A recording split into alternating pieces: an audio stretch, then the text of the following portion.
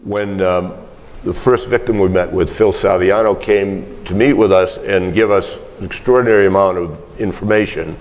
He said, he had come to the Globe 5 years earlier and 2 different reporters had blown him off. For anybody who's ever worked in a newsroom, every day you get hundreds of calls and you get maybe 10 people who sound like they're off their meds, but one of them has a real story and we often miss it. And that was the case here. And there was also an instance, and I think this was true, every archdiocese in the country has something in common. They all have a major newspaper within a few miles. And we miss clues. And I think everybody missed clues. I think partly because of deference, we were too deferential to the church, but partly because it was unimaginable that an institution like this, so iconic, could have enabled and covered up the crimes of thousands of priests in this country.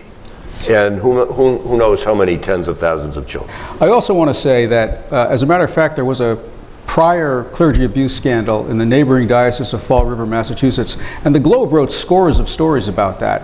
And I also like to say that the Spotlight team did not discover the issue of clergy sex abuse. There were scandals in other parts of the country. There was a big public scandal in Louisiana. There was a big public scandal in Texas. A lot had been written about clergy sex abuse before we came along.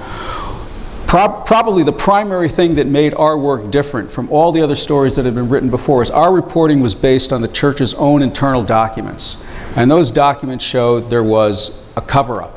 Well, let me stop you there, because this is the critical piece. I saw great scenes when you're kind of like in the bowels of some records area and going through big scrapbooks. And so tell me how you go from A to B, go from Marty's mandate to what ends up being this enormous scandal that you guys do, a couple hundred stories on in the next year after doing one in the previous 5. Right. Well, as Mike was saying, this for years the Globe and other media outlets had done stories about priests who abuse children.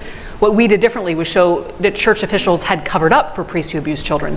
And in a way, this story was the ultimate reporting challenge, because you can't send a Freedom of Information Act request to the church like you can with many government agencies.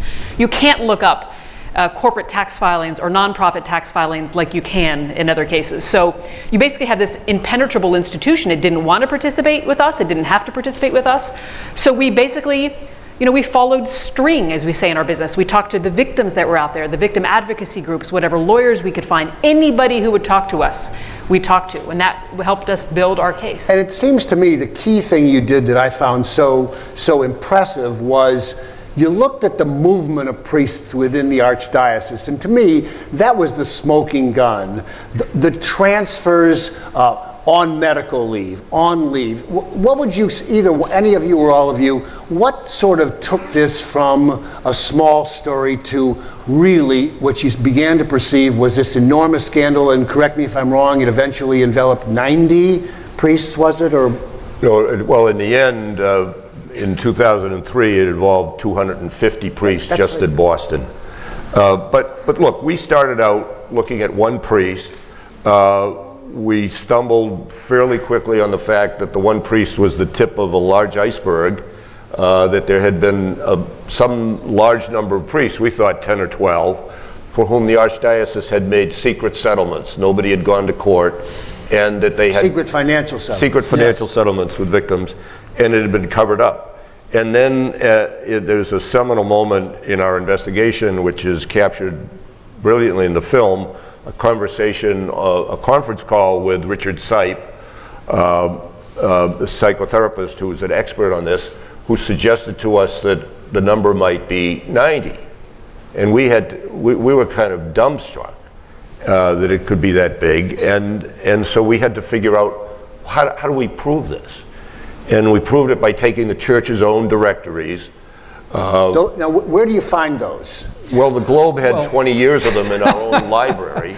They were in our library. They were sitting right under your noses. And the Boston Public Library had them going back to 1940. What is a church directory? Well, every year the church published a directory, I think to sell ads to funeral directors, but it listed every parish and every priest and where I almost said he or she, I'm sorry, where he was assigned.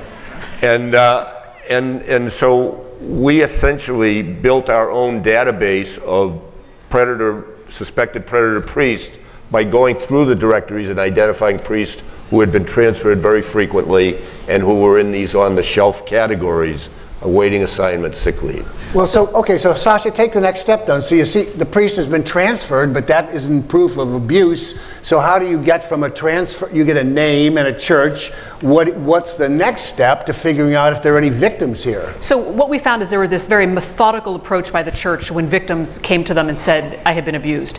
You would basically bring the family into a room, I'm very sorry, let's not embarrass the church, why don't we give you this check?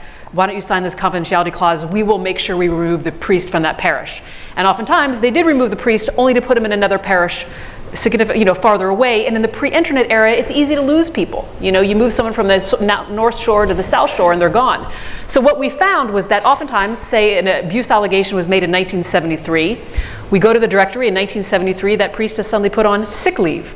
Or instead of being in a parish, they're awaiting assignment or emergency personnel office. I'm sorry, Sasha, where do you find the abuse? Where do you find the abuse allegation? Is that in the court filings? We had talked to victims, lawyers, when we would get largely anecdotes from victims, or we'd get, records of settlements, they would list this. From lawyers like the one we showed in the Lawyers, clip, who are actually victims. handling these cases. Exactly. And they connect you with the victims, and then some talk, some don't. Exactly. And based on the parish and the movement of the priest. Right, and then when we began to find priests who suddenly went on sick leave or clergy personnel office, we realized that's a potential abuser. Maybe it's someone who's really sick. It could have been they were yanked because they abused a kid. Okay, so along the way, Mike, you're doing this. You're going about your merry way against this revered, iconic, enormously powerful institution. What's the pushback along the way?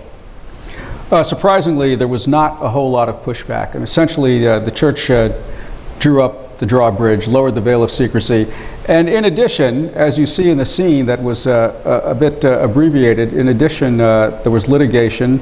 There were important documents that were filed. The attorney, Mitch Garabedian, found an ingenious way to make the most explosive of those documents public documents.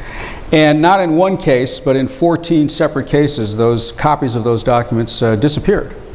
So that's a different kind of pushback. But there's one scene in the movie that we're not going to show, but it's you in a bar with an old friend who's fronting for the archdiocese, and he's basically saying, come on, Robbie, blah, blah, blah. Was that the extent of the pushback, or was there a lot more? I mean, those of you who saw the movie remember the scene. It was like I can't remember who played the role, but it was a nice scene in which an old pal is basically telling you to look the other way because it's the church. Well, look, we ran into, and this was awkward for me because we all grew up Catholic, all four of us on the team, and maybe I was a little more Catholic because I had 12 years of Catholic education, but we ended up dealing with people we knew, people I knew who were lawyers, and everybody in this, like most stories, had a tiny piece of the story, and it didn't seem that bad. And it was our job to go around, find all the people, bring the pieces together, and then we had to, I think, sometimes be a little pushy with people to get them to cooperate with us. And by the time we published the first story, we had already confirmed that the church had made secret settlements involving over 70 priests. So that was our baseline.